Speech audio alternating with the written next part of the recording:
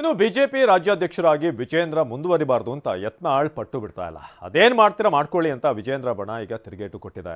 ರಾಜ್ಯದ ಬಿಜೆಪಿ ಬಣ ಬಡಿದಾಟ ದಿನಕ್ಕೊಂದು ತಿರುವು ಪಡೆದುಕೊಳ್ತಾ ಇದೆ. ಈ ನಡುವೆ ನಿನ್ನೆ ಯತ್ನಾಳ್ ವಾಗ್ದಾಳಿಗೆ ವಿಜೇಂದ್ರ ಕೌಂಟರ್ ಕೊಟ್ಟಿದ್ದಾರೆ.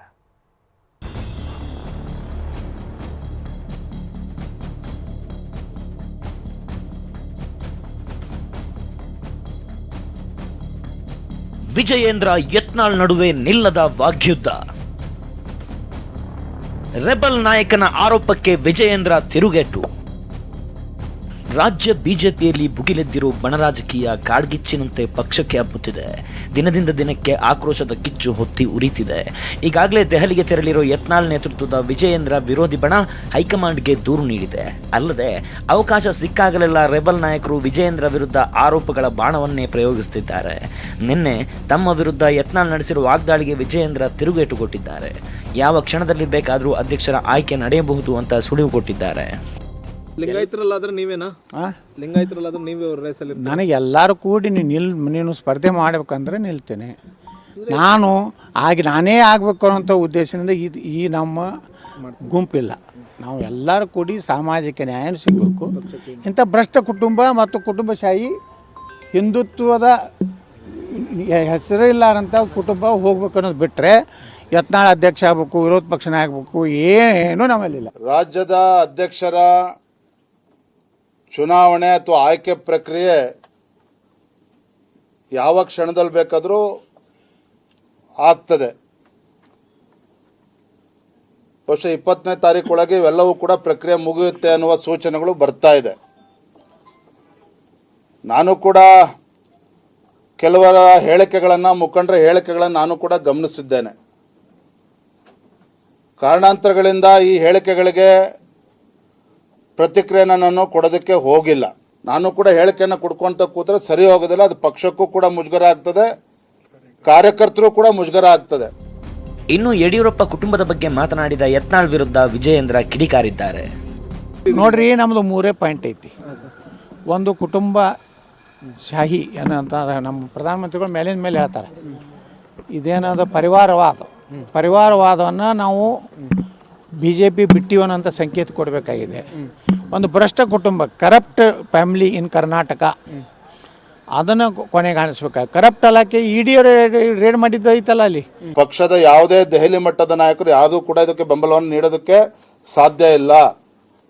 ಆದರೂ ಕೂಡ ಕೆಲವು ನಿರ್ಧಾರಗಳು ಈಗಾಗಲೇ ತೆಗೆದುಕೊಳ್ಬೇಕಾಗಿತ್ತು ಅನ್ನುವ ನಿಮ್ಮ ಅಭಿಪ್ರಾಯ ಕಾರ್ಯಕರ್ತರು ಇದೆ, ಎಲ್ಲರದ್ದು ಕೂಡ ಇದೆ.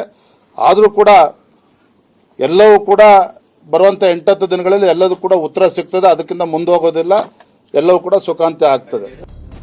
ಇಷ್ಟಕ್ಕೆ ಸುಮ್ಮನಾಗದ ವಿಜಯೇಂದ್ರ ಯತ್ನಾಳ್ ಮಾಡಿರೋ ಒಂದೊಂದು ಆರೋಪಕ್ಕೂ ತಿರುಗೇಟು ನೀಡಿದ್ದಾರೆ. ಕಾಂಗ್ರೆಸ್ ಭಿಕ್ಷೆಯಿಂದ ವಿಜಯೇಂದ್ರ ಶಾಸಕ ಆಗಿದ್ದಾರೆ. ಅವರು ಕಾಂಗ್ರೆಸ್ ಜೊತೆ ಹೊಂದಾಣಿಕೆ ರಾಜಕಾರಣ ಮಾಡ್ತಾರೆ ಅನ್ನೋ ಯತ್ನಾಳ್ ಆರೋಪಕ್ಕೂ ಖಡಕ್ ಪ್ರತಿಕ್ರಿಯೆ ಕೊಟ್ಟಿದ್ದಾರೆ. ಯಡಿಯೂರಪ್ಪ ಪಾರ್ಲಿಮೆಂಟರಿ ಮೆಂಬರು, ದೊಡ್ಡ ಮಗ ಮೆಂಬರ್ ಆಫ್ ಪಾರ್ಲಿಮೆಂಟು, ಸಣ್ಣ ಮಗ MLA. ಭಿಕ್ಷೆ, ಕಾಂಗ್ರೆಸ್ ಕೊಟ್ಟ ಭಿಕ್ಷೆಯಿಂದ ಆದಂತಹ MLA ವಿಧಾನಸೌಧ ಕಟ್ಟಿ ಹತ್ತಬೇಕಾದ್ರೆ DK ಶಿವಕುಮಾರ್ ಆಶೀರ್ವಾದದಿಂದ ಹತ್ತಿದ್ದಾನೆ. ಯಾರು? ವಿಜಯೇಂದ್ರ ಮತ್ತು ರಾಜ್ಯಾಧ್ಯಕ್ಷ.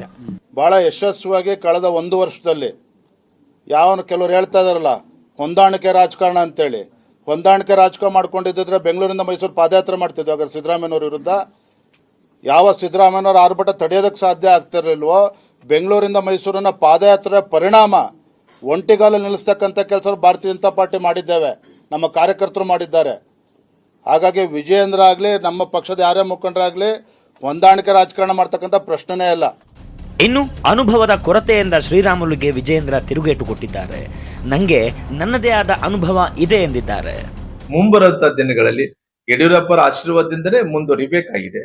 ಹಂಗಾಗಿ ಇವತ್ತು ಅನುಭವ ಇಲ್ಲದಂತ ಟೈಮಲ್ಲಿ ಸಣ್ಣ ಪುಟ್ಟ ಏನಾಗಿ ಅವೆಲ್ಲ ಸರಿಪಡಿಸಿಕೊಂಡು ಇವತ್ತು ರಾಜ್ಯಾಧ್ಯಕ್ಷರು ವಿಚಾರ ಬಂದಂತ ಟೈಮಲ್ಲಿ ಕೂಡ ಅವಕಾಶ ಇದ್ರೆ ನನಗೆ ಕೂಡ ಹಿರಿಯರಾಗಿರ್ತಕ್ಕಂಥ ಶ್ರೀರಾಮುಲು ಅವರು ಒಂದು ಮಾತನ್ನ ಹೇಳಿದ್ದಾರೆ. ಅವ್ರು ಹೇಳಿರೋದ್ರ ಬಗ್ಗೆ ನನಗೇನು ಬೇಸರ ಇಲ್ಲ. ವಿಜಯೇಂದ್ರ ಅವರಿಗೆ ಅನುಭವದ ಕೊರತೆ ಇದೆ ಅಂತೇಳಿ ಶ್ರೀರಾಮುಲು ಅವರು ಹೇಳಿದ್ದಾರೆ. ರಾಜ್ಯದ ಅಧ್ಯಕ್ಷನಾಗಿ ನನಗೆ ಅನುಭವದ ಕೊರತೆ ಇರಬಹುದು, ಅವರಷ್ಟು ಅನುಭವ ಇಲ್ಲ. ಆದ್ರೆ ಪಕ್ಷದೊಬ್ಬ ಕಾರ್ಯಕರ್ತನಾಗಿ ನಂದೇ ಆದಂತ ಅನುಭವ ಇದೆ. ಗುಂಪುಗಾರಿಕೆ ಮಾಡಲ್ಲ, ಒಂದು ಗುಂಪಿನ ಸಭೆ ನಡೆಸಲ್ಲ ಎಂದ ಬೊಮ್ಮಾಯಿ. ಯತ್ನಾಳ್ ಬಣ ಹೂಡಿದ್ದ ಲಿಂಗಾಯತ ಅಸ್ತ್ರಕ್ಕೆ ಆರಂಭದಲ್ಲೇ ಹಿನ್ನಡೆ. ವಿಜಯೇಂದ್ರ ವಿರುದ್ಧದ ಹೋರಾಟಕ್ಕೆ ನೇತೃತ್ವ ವಹಿಸುವಂತೆ ಯತ್ನಾಳ್ ಬಣ ಬೊಮ್ಮಾಯಿ ಅವರಿಗೆ ಮನವಿ ಮಾಡಿದೆ. ಆದರೆ ಈ ಮನವಿಯನ್ನ ನಯವಾಗಿಯೇ ತಿರಸ್ಕರಿಸಿರೋ ಬಸವರಾಜ ಬೊಮ್ಮಾಯಿ, ನಾನು ಯಾವುದೇ ಗುಂಪುಗಾರಿಕೆಯಲ್ಲಿ ನಂಬಿಕೆ ಇಟ್ಟವನಲ್ಲ, ನಾನು ಯಾವುದೇ ಒಂದು ಗುಂಪಿನ ಸಭೆಯನ್ನು ಕರೆಯುವ ಪ್ರಶ್ನೆಯೇ ಬರುವುದಿಲ್ಲ, ಪಕ್ಷ ಮತ್ತು ವರಿಷ್ಠರ ತೀರ್ಮಾನವೇ ಅಂತಿಮ ಅಂತ ಮಾಧ್ಯಮ ಪ್ರಕಟಣೆ ಹೊರಡಿಸಿದ್ದಾರೆ. ಪಕ್ಷದಲ್ಲಿನ ಆಂತರಿಕ ಭಿನ್ನಾಭಿಪ್ರಾಯ ದುರದೃಷ್ಟಕರ ಅಂತ ಅಸಮಾಧಾನ ವ್ಯಕ್ತಪಡಿಸಿದ್ದಾರೆ. ಇದಕ್ಕೆ ಪ್ರತಿಕ್ರಿಯೆ ನೀಡಿದ ವಿಜಯೇಂದ್ರ, ಮೊದಲು ಯಡಿಯೂರಪ್ಪರನ್ನ ತೇಜೋವಧೆ ಮಾಡೋದನ್ನ ನಿಲ್ಲಿಸಬೇಕು ಅಂತ ಗರಂ ಆದ್ರು. ಯಡಿಯೂರಪ್ಪ ನೋಡಿ, ತಟಸ್ಥ ಬಣದ ಬಗ್ಗೆನೂ ನನಗೆ ಗೊತ್ತಿದೆ, ನಾನು ಈಗ ಚರ್ಚೆ ಮಾಡೋದಕ್ಕೆ ಹೋಗೋದಿಲ್ಲ. ಯಡಿಯೂರಪ್ಪನವರು ಮಧ್ಯಸ್ಥಿಕೆ ವಹಿಸಬೇಕು ಅಂತ ಹೇಳಿದ್ರೆ ಯಡಿಯೂರಪ್ಪನವ್ರನ್ನ ತೇಜೋವಧೆ ಮಾಡೋದನ್ನು ಫಸ್ಟ್ ನಿಲ್ಲಿಸಬೇಕು. ಅದು ಯಾರು ನಿಲ್ಲಿಸಬೇಕು? ಅವ್ರುಗಳು ನಿಲ್ಲಿಸಬೇಕು. ಎಲ್ಲದಕ್ಕೂ ಕೂಡ ಕೇಂದ್ರದ ವರಿಷ್ಠರು ಯಡಿಯೂರಪ್ಪನವ್ರು ಬೈಬೇಕಾದ್ರೂ ಕೇಂದ್ರದವ್ರು ಬಂದು ನಿಲ್ಲಿಸಬೇಕಾಗಾದ್ರೆ, ಯಡಿಯೂರಪ್ಪನವ್ರದ್ದೇನು ಕಾಂಟ್ರಿಬ್ಯೂಷನ್ ಇಲ್ವಾಗಾದ್ರೆ, ಯಡಿಯೂರಪ್ಪ ಪಕ್ಷ ಕಟ್ಟಿಲ್ವಾಗಾದ್ರೆ, ಯಡಿಯೂರಪ್ಪನವರು ಅನಂತಕುಮಾರ್ ಅವರು ಲಕ್ಷಾಂತರ ಕಾರ್ಯಕರ್ತರು ಪಕ್ಷವನ್ನು ಇಲ್ಲಿ ತನಕ ತೆಗೆದುಕೊಂಡು ನಿಲ್ಲಿಸಿಲ್ವಾಗಾದ್ರೆ, ಯತ್ನಾಳ್ ಹಾದಿ ಬೀದಿಯಲ್ಲಿ ಮಾತನಾಡಬಾರದು. ಯತ್ನಾಳ್ ವಿರುದ್ಧ ಸಿಡಿದೆದ್ದ ಶಾಸಕ ಸುರೇಶ್ ಗೌಡ. ಇನ್ನು ಯತ್ನಾಳ್ ಬಣದ ನಡೆಗೆ ತುಮಕೂರು ಗ್ರಾಮಾಂತರ ಬಿಜೆಪಿ ಶಾಸಕ ಸುರೇಶ್ ಗೌಡ ಸಿಡಿದೆದ್ದಿದ್ದಾರೆ. ಹಾದಿ ಬೀದಿಯಲ್ಲಿ ಮಾತನಾಡಬಾರದು ಅಂತ ಗುಡುಗಿದ್ದಾರೆ. ವಿಜಯೇಂದ್ರ ಒಳ್ಳೆ ಕೆಲಸ ಮಾಡಿದ್ದಾರೆ ಅಂತ ಬ್ಯಾಟ್ ಬೀಸಿದ್ದಾರೆ. ಯಡಿಯೂರಪ್ಪನವ್ರನ್ನ ಟೀಕೆ ಮಾಡಿಸೋದು ಸರಿಗಿಲ್ಲ. ನಾನು ಯತ್ನಾಳ್ಗೆ ಹೇಳೋದಿಷ್ಟೇ, ನಿಂದು ವೈಯಕ್ತಿಕ ಏನಾದ್ರು ಇದ್ದರೆ 4 ಗೋಡೆಯಲ್ಲಿ ಮಾತಾಡು, ಮೀಡಿಯಾ ಮುಂದೆ ಮಾತಾಡೋದು ಇದು ಪಾರ್ಟಿಗೆ ಶೋಭೆ ತರೋದಂಥದ್ದಲ್ಲ. ಅದನ್ನು ನಾನು ಹೈಕಮಾಂಡ್ ವಿನಂತಿ ಮಾಡ್ತೇನೆ, ನೀವು ಯಾರು ಮಾಡಲಿ, ಫಸ್ಟ್ ಇವ್ರನ್ನ ಯಾರು ಬೀದಿ ಆದಿ ಮಾತಾಡ್ತಾರೆ, ಯಾರು ಬಂಡಾಯ ಮತ್ತು ಇದನ್ನು ಹೋರಾಟ ಮಾಡ್ತಾರೆ, ಅವ್ರನ್ನ ಬಾಯಿ ಮುಚ್ಚುವಂಥ ಕೆಲಸವನ್ನು ಹೈಕಮಾಂಡ್ ಮಾಡಬೇಕು. ಬದಲಾವಣೆ ಮಾಡೋದು ಬಿಡೋದು ರಾಜ್ಯ ಸರ್ಕಾರ ನಮ್ಮ ಹೈಕಮಾಂಡ್ ಬಿಟ್ಟಂಥ ವಿಷಯ. ವಿಜಯೇಂದ್ರ ಅವರು ಒಳ್ಳೆ ಕೆಲಸ ಮಾಡ್ತಾವ್ರೆ. ಅವ್ರು ನಮ್ಮ ಯಡಿಯೂರಪ್ಪನವ್ರು ನಮ್ಮ ನಾಯಕರು, 2 ಬಾರಿ ಮುಖ್ಯಮಂತ್ರಿ ಆಗಿದ್ದವರು, ವಿರೋಧ ಪಕ್ಷದ ನಾಯಕರಾಗಿದ್ದವರು, ಉಪಮುಖ್ಯಮಂತ್ರಿ ಆಗಿದ್ದವರು. ಅವ್ರನ್ನ ಟೀಕೆ ಮಾಡ್ತಾರೆ ಅಂತ ಹೇಳಿದ್ರೆ ಹೈಕಮಾಂಡ್ ಏನು ನಿರ್ಧಾರ ತಗೊಂಡಿಲ್ಲ, ನೋವಾಗುತ್ತೆ ನಮಗೆ. ವಿಜಯೇಂದ್ರ ಯತ್ನಾಳ್ ಬಣ ಬಡಿದಾಟ ದೆಹಲಿ ಅಂಗಳ ತಲುಪಿ ರೆಬಲ್ಸ್ ಶಕ್ತಿ ಪ್ರದರ್ಶನ ಮಾಡಿದ್ದಾರೆ. ಇದೀಗ ವಿಜಯೇಂದ್ರ ಬಣ ಅಖಾಡಕ್ಕಿಳಿದಿದ್ದು ವಿರೋಧಿ ಟೀಮ್ಗೆ ತಿರುಗೇಟು ಕೊಡಲು ಸರ್ವಸನ್ನದ್ಧವಾಗಿದೆ. Bureau report, TV9.